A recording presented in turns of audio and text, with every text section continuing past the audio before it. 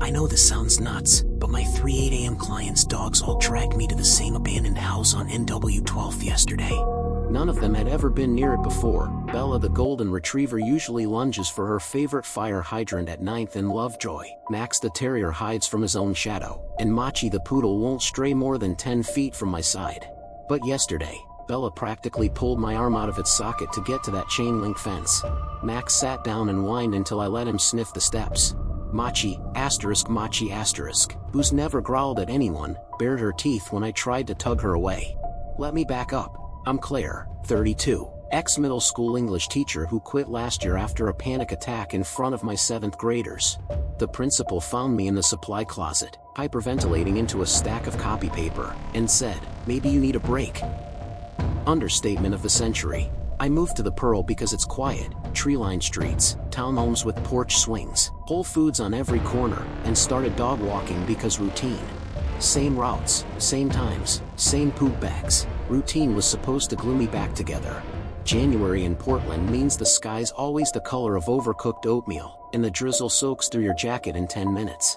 My day starts at 7:15 at the Whole Foods on couch. Clients drop keys in my lockbox there, then loops through Jameson Park, past Stumptown on 10th. They know my oat milk latte order, then up to the townhomes on Petty Grove. I know Mrs. Gwyn leaves Machi with a peanut butter Kong at 7:45. I know Mr. Torres Lab Duke only barks at red basket delivery bikes. I know the barista at Coava on 11th gives me an extra shot if I'm there before 8. Routine was my safety blanket, until it wasn't. It started small.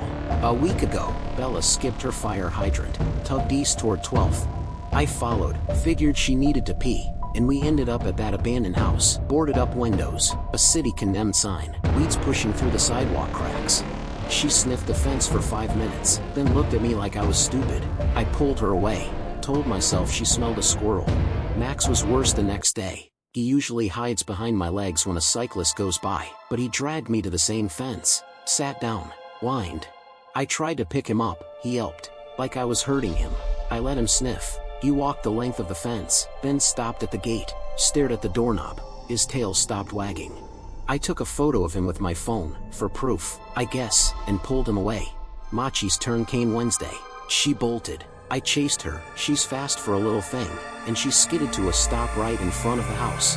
Sat down, stared at the door. I grabbed her leash. She growled at me.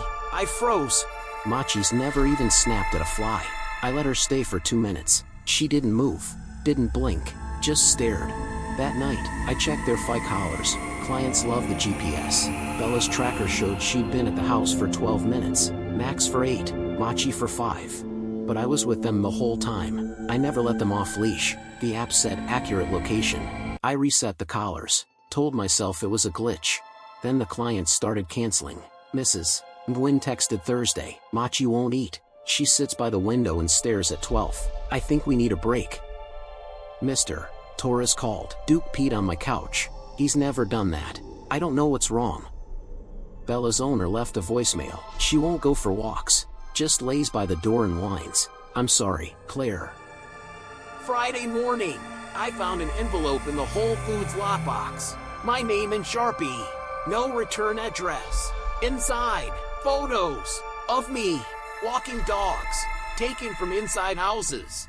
One was of me with Bella at the fire hydrant, shot through a window on 9th. Another of me with Max at Stumptown, second floor window, curtain half drawn. The third, me at the abandoned house, taken from inside the house. The flash was on. I could see the reflection of a camera, and a hand, holding it. I went to the police, Officer Miller, who I know from walking past the precinct on Glisten. He flipped through the photos. Creepy, he said, but no threat, no demands, just pictures.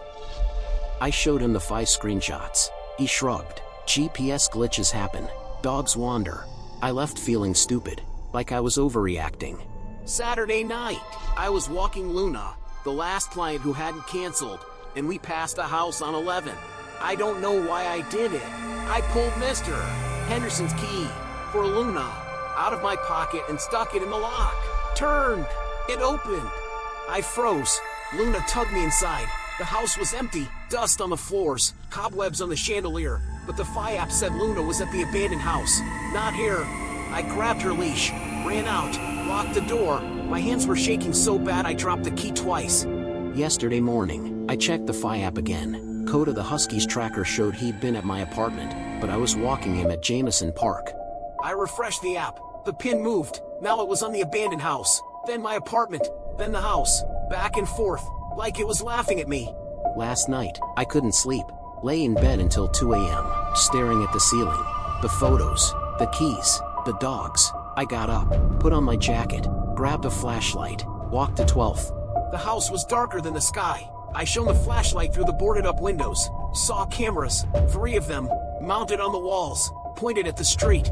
I tried the front door, locked. Then I remembered, I still had Coda's key.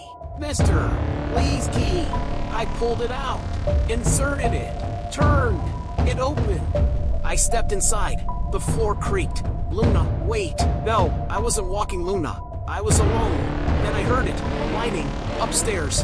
I climbed the stairs. The whining got louder. I pushed open the bedroom door. Dogs, Bella, Max, Machi, Duke, all of them, sitting on the floor, staring at the window. I called Bella's name. She didn't look at me. Max whined. Machi growled. I stepped closer. They all turned.